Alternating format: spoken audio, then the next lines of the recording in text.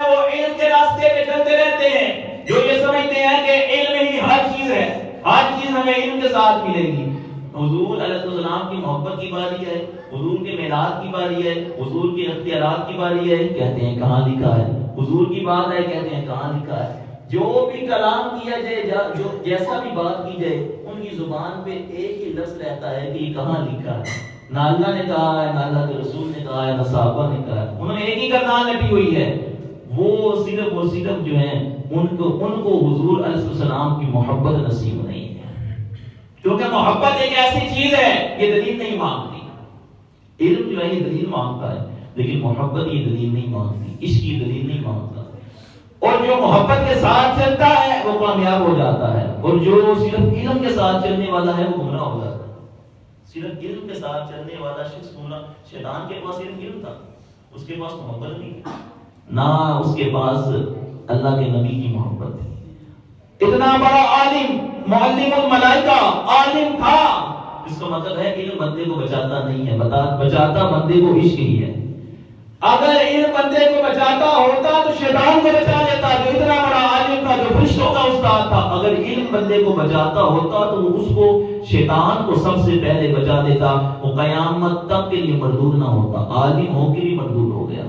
وہ عالم تھا لیکن عارف نہیں تھا، عالم تھا عارف نہیں تھا، رب کو جاننے والا تھا، رب کو پہچاننے والا نہیں تھا۔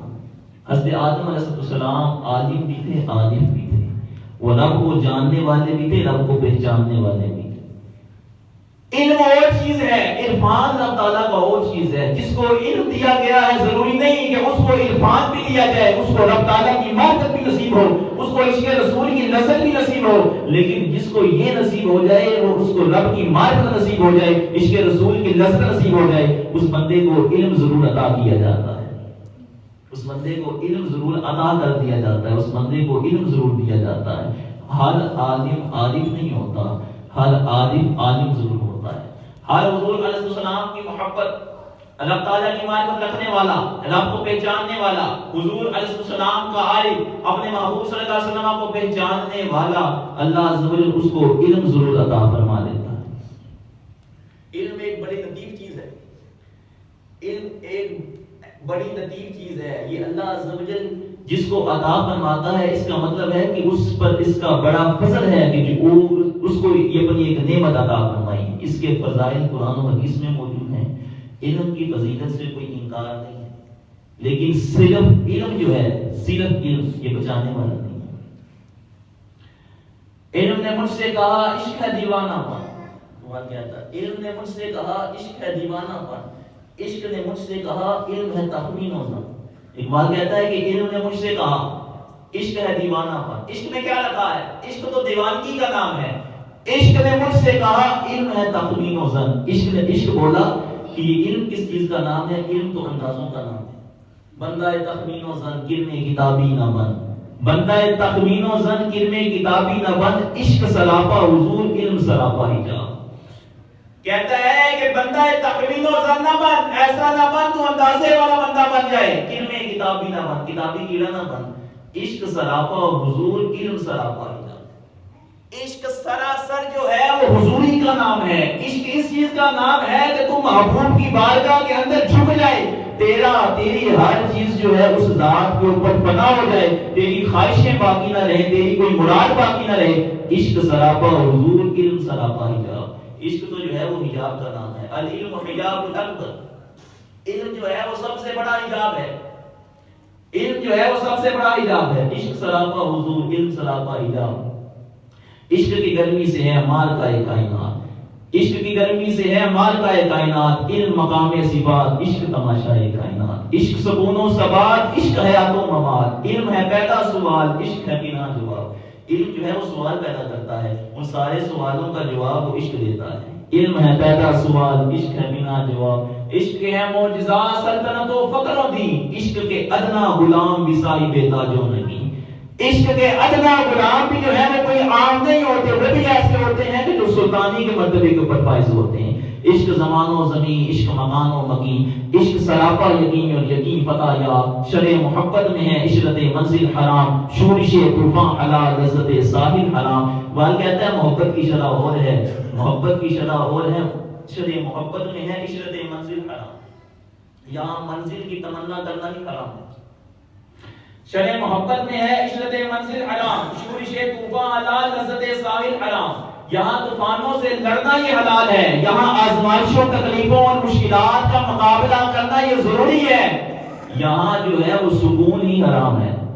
عشق پہ بجلی حلال، عشق پہ حاصل حرام، علم ہے ابن الکتاب، عشق ہے ام الکتاب۔ علم جو ہے یہ ابن الکتاب ہے، یہ کتاب کا بیٹا ہے، یہ فرع ہے، عشق جو ہے یہ اس کی اصل ہے، عشق اصل ہے اور علم اس کی فرع ہے۔ کہ اگر یہ عشق علم جو ہے وہ عشق کے ساتھ ملا ہو، محبت کے ساتھ ملا ہوا ہوگا، وہ اس جہان کے اندر بھی جو ہے وہ خوشی دینے والا ہے، کامیابی دینے والا ہے، اس جہان کے اندر بھی کامیابی دینے والا ہے۔ لیکن یہ اگر علم محبت اور عشق سے خالی ہوگا، اس دنیا کے اندر بھی پسوانے والا ہے، اس دنیا کے اندر بھی جو ہے وہ ہلاک کرنے والا ہے، بروز قیامت بھی ہلاک کرنے والا ہے، بروز قیامت بھی بندے کو ہلاک کرنے والا ہے۔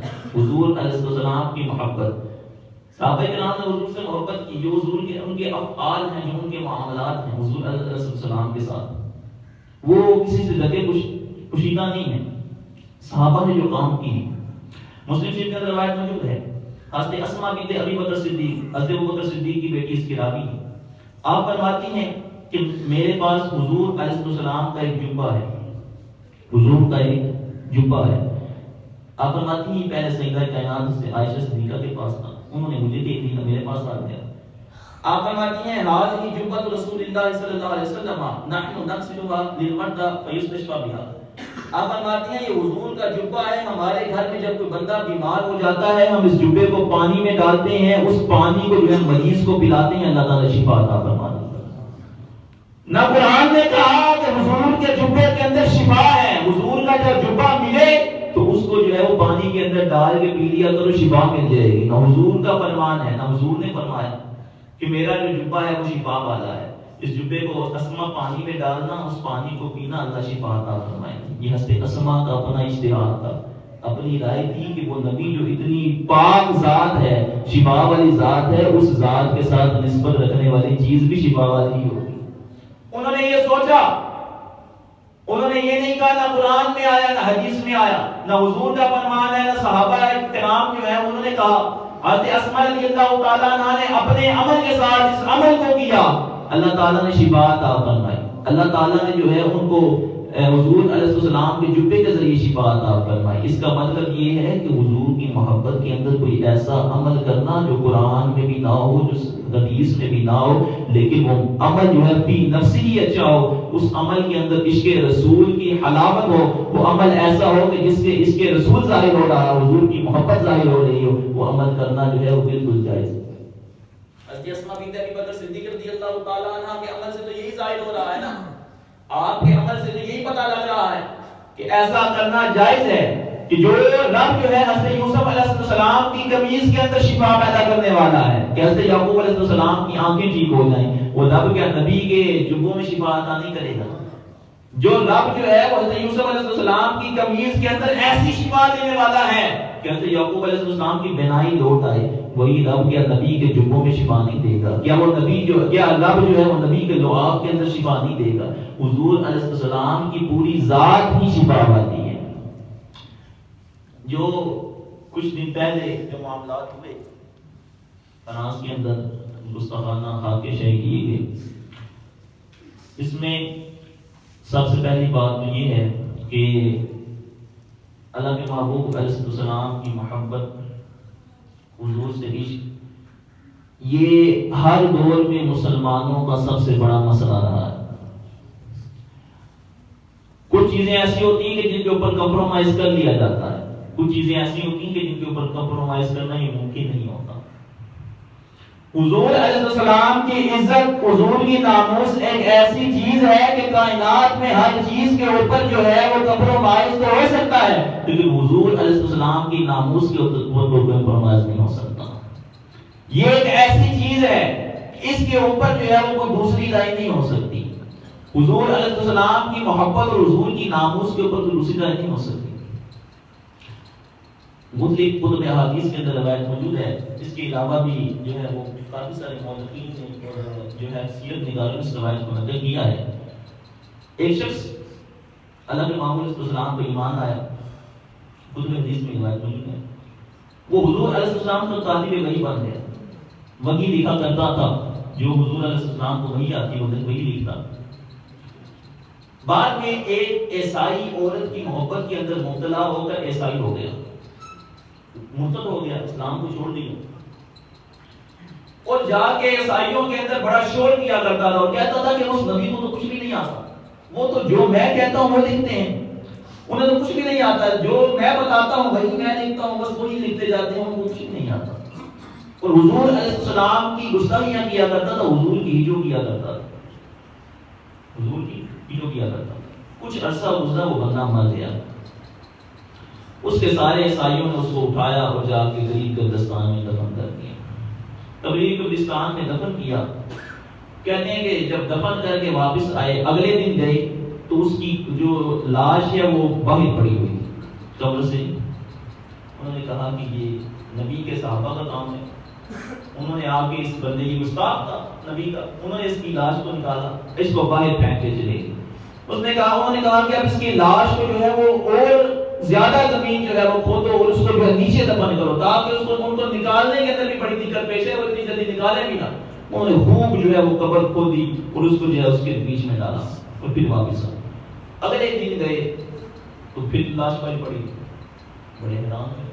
انہوں نے کہا نہیں، یہ اپنا بدلہ لے رہے ہیں، یہ اپنے بدلے پورے کر رہے ہیں کہ یہ نبی کا گستاخ تھا، تو یہ اپنے بدلے پورے کر رہے ہیں کہ اس کو جو ہے اس زمین میں نہیں جانے دینا. انہوں نے کہا کہ اب اتنی قبر کھودو کہ اب یہ بندہ جو ہے وہ اس کو نکالنا چاہے بھی تو نکال نہ سکے. انہوں نے جتنی کھود سکتے تھے اتنی قبر کھودی اور اس کو جو ہے اس قبر میں ڈالا. تیسرے دن آئے تو پھر اس کی لاش پڑی پڑی. ایک شخص بولا یہ نبی کے صحابہ کا کام نہیں ہے، یہ ربی کام ہے. یہ کام ایسا نہیں ہے کہ جو نبی کے صحابہ کرنے والے ہیں. یہ شخص جو ہے حضور کی گستاخی کیا کرتا تھا، حضور کی ہجو کیا کرتا تھا. اللہ کے محبوب علیہ السلام کے گستاخ کو اس زمین نے بھی قبول نہیں کیا. حضور کی ہجو کرنے والے، گستاخیاں کرنے والے کو زمین میں بھی قبول نہیں کیا. زمین نے بھی یہ نہ چاہا کہ بندہ میرے اندر رہے. اس زمین نے بھی اس کو اپنے سے باہر نکال پھینکا. تو حضور علیہ السلام کی محبت جو ہے، حضور علیہ السلام کی ایسی ضروری ہے کہ حضور کا گستاخ جو اس کو زمین بھی قبول نہیں کرتی. ایک عورت جو ہے، وہ ایک شخص اس نے ایک عورت سے شادی کی، صحابی رسول تھے. آپ فرماتے ہیں کہ میں اس عورت کے ساتھ رہا کرتا تھا. کتب حدیث کے اندر یہ روایت موجود ہے. آپ فرماتے ہیں کہ میں اس کے ساتھ رہا کرتا تھا، میرا وقت اچھا گزرا، لیکن کچھ عرصے بعد وہ جو ہے وہ چونکہ اس نے نا نبی علیہ السلام کی گستاخیاں کرنی شروع کر دی، حضور کی ہجو کرنی شروع کر دی. کہتے ہیں کہ جب میں اس کو دیکھتا تو مجھے بہت غصہ آتا اور مجھے جو ہے میں آپے سے باہر ہو جاتا. تو کہتے ہیں کہ ایک مرتبہ ایسے ہی ہم دونوں لیٹے ہوئے تھے کہ وہ شام کا وقت تھا. وہ حضور علیہ السلام کی شام کے وقت جو ہے وہ حضور کی گستاخیاں کرنے لگے. کہتے ہیں مجھ سے رہا نہ گیا، میں اٹھا، میں نے ایک چاقو لیا اور اس کے پیٹ میں کھوپ دیا اور اس کو جو ہے میں نے مار دیا. آپ کہتے ہیں کہ میں حضور کی بارگاہ کے اندر آیا، میں نے اس کی حدث نے اس طرح مجھ سے فلاں کام ہو گیا. حضور نے فرمایا ان کا دماغ حضرت، فرمایا اس کا خون ضائع چلا گیا، اس کا خون ضائع چلا گیا. اگر کوئی بندہ جو ہے وہ حضور علیہ السلام کی محبت کے اندر ایسا کام کر جائے، اس نے ایسا معاملہ کیا ہے، اس کا مطلب یہ نہیں ہے کہ اس کو جو ہے وہ جو ہے اس کو پھانسی پہ چڑھانا چاہیے، اس کو جو ہے عمر قید دینی چاہیے، اس کے ساتھ یہ معاملہ کرنا چاہیے. اگرچہ اس کو ایسا نہیں کرنا چاہیے تھا. جس نے جو ہے وہ عدالت کے باہر حضور علیہ السلام کا جو گستاخ ہے، حضور علیہ السلام کی ہجو کرنے والا ہے، اس شخص کو جو ہے وہ قانون کے مطابق سزا ملنی چاہیے. حضور علیہ السلام کی گستاخ کو قانون کے مطابق سزا ملنی چاہیے. اور اس کو جو ہے وہ اس کی سزا کیا ہے؟ فقہاء نے اور مفسرین نے، محدثین نے بیک زبان یہ کہا ہے کہ جو بندہ حضور علیہ السلام کی گستاخی کرتا ہے، حاکم وقت کے اوپر لازم ہے کہ اس شخص کو پکڑ کر قتل کر دے. حاکم وقت کے اوپر لازم ہے کہ اس کو پکڑ کے قتل کر دے. کسی مسئلے کے بارے میں نہیں ہے. تو شفا میں یہ سوال کیا گیا کہ اگر وہ بندہ توبہ کرتا ہے گستاخ جو ہے گستاخ رسول اللہ توبہ کرتا ہے کہ میں توبہ کرتا ہوں کہ میں ایسا نہیں کروں گا، علماء نے کہا کہ اس کو حتمی قتل کیا جائے گا، اس کی توبہ قابل قبول نہیں ہے۔ دنیا کا کوئی عمل بھی ایسا نہیں ہے کہ جس عمل سے بندہ توبہ کرے اس کی توبہ قبول نہ ہو۔ ایک عمل ایسا ہے کہ جب توبہ کرے گا توبہ قبول نہیں ہوگی، وہ عمل یہ ہے کہ جو حضور علیہ السلام کی گستاخی کرتا ہے، اگر وہ بندہ توبہ بھی کرے تو اس کی توبہ کو قبول نہیں کیا جائے گا۔ علماء نے بیک زبان یہ کہا کہ اس بندے کو حتمی قتل کر دیا جائے گا۔ دنیا کے اندر اس کی توبہ قبول نہیں ہے، دنیا کے اندر وہ توبہ قبول کرے اس کی توبہ قبول نہیں ہے، اس کی سزا یہ ہے کہ اس کو حتمی قتل کر دیا جائے۔ بادشاہ اسلام کے اوپر لازم ہے کہ اس کو قتل کرے۔ اور اللہ عز و جل کے بارے میں جو معاملہ ہے، علماء نے کہا وہ اللہ عز و جل کی ذات کے جانے کہ وہ کیسا معاملہ اس کے ساتھ کرے گا، وہ اس کو بخشنا چاہے بخشے، لیکن دنیا کے ساتھ اس کے ساتھ نہیں معاملہ ہوگا۔ علماء نے بیک زبان جو ہے وہ آج تک محدثین اور مفسرین کا ہی فیصلہ چلا رہا ہے حضور علیہ السلام کے بارے میں کہ یہ اتنا بڑا مسئلہ ہے، حضور علیہ السلام کی عزت کا مسئلہ۔ تو یہ جو ہے اس کے اوپر چونکہ آج یہ ایسا دور گزر رہا ہے کہ سوشل میڈیا کے اوپر اور اس کے علاوہ قادیانی حضرات، قادیانی کافی سارے ایسے ہیں کہ جو معاذ اللہ حضور علیہ السلام کی بارے میں جو ہے وہ بےدبیاں کرتے ہیں اور ان کو مختلف لوگوں کے ساتھ جو ہے منسوخ کر دیا جاتا ہے کہ یہ فلاں نے کیا ہے، مولانا الیاس قادری صاحب کے بارے میں کہہ دیا جائے گا کہ یہ جو ہے معاملہ انہوں نے کیا ہے، ان کے کسی مرید کا نام لکھ دیا جائے گا فلاں قاری ہے، اس کے نام کے ساتھ جو ہے وہ حضور علیہ السلام کی جو ہے معاذ اللہ ایسا کلمہ لکھا ہو۔ سب سے پہلے تو جانچ پڑتال کی ضرورت ہے کہ یہ معاملہ جو ہے وہ ہے کیا۔ ہم لوگ ہمارا معاملہ کیا ہے، کوئی ویڈیو آئی لائک کیا، شیئر کیا، کمنٹ کیا، بس آگے۔ اب یہ دیکھ ہی نہیں رہے کہ یہ معاملہ ہے کہ یہ بندہ کہنے والا ہے کیا یہ بات سچ رہا ہے، کیا یہ ٹھیک کہہ رہا ہے، کہ یہ واقعی معاملہ ایسا ہے، کہ واقعی ایسا کوئی کام ہوا بھی ہے یا نہیں ہوا۔ ہم اس کو جو ہے وہ شیئر کرتے چلے جا رہے ہیں۔ سب سے پہلے تو اس کی جو ہے وہ خوب تحقیق کی ضرورت ہے، انتہا کی تحقیق کی ضرورت ہے، کیونکہ ایک شخص کے بارے میں بھی جو جس نے حضور علیہ السلام کے بارے میں ایسا کلمہ نہیں کہا، اس کو معاذ اللہ آپ اس طرح کر پروموٹ کر رہے ہیں، تو جب تک یہ گناہ جاری ہے آپ اس کا گناہ مل رہا ہے، جب تک یہ معاملہ جاری ہے آپ اس کا گناہ مل رہا ہے۔ اور ایک شخص جس نے یہ معاملہ نہیں کیا وہ تو بری ذمہ ہے، اس نے تو کچھ نہیں کیا، کچھ لوگوں نے اس کو بدنام کرنے کے لیے معاملہ کیا، آپ اس کو شیئر کرتے چلے جا رہے ہیں، اور سارا گناہ جو ہے وہ آپ کے ذمہ بھی پڑ رہا ہے، وہ لوگ جو ہے جو اس کے ساتھ نہیں ہیں اس کے ذمہ پڑ رہا ہے۔ لیکن جب خوب تحقیق ہو جائے، معاملہ کھل جائے کہ یہ واقعی جو ہے ایسا معاملہ ہے، تو اس کو جو ہے وہ اس کے مقام کے اوپر پہنچانا، جو اس کا جو مقام بنتا ہے، جو اس کی سزا بنتی ہے، یہ حاکم اسلام پر یہ لازم ہے۔ اللہ عز و جل ہم سب کو اللہ کے محبوب علیہ السلام کی محبت عطا فرمائے، اس کے اوپر کوئی دوسری رائے نہیں ہے۔ اللہ تعالیٰ ہم سب کو جو ہے حضور علیہ السلام کی بیعت کرنے کی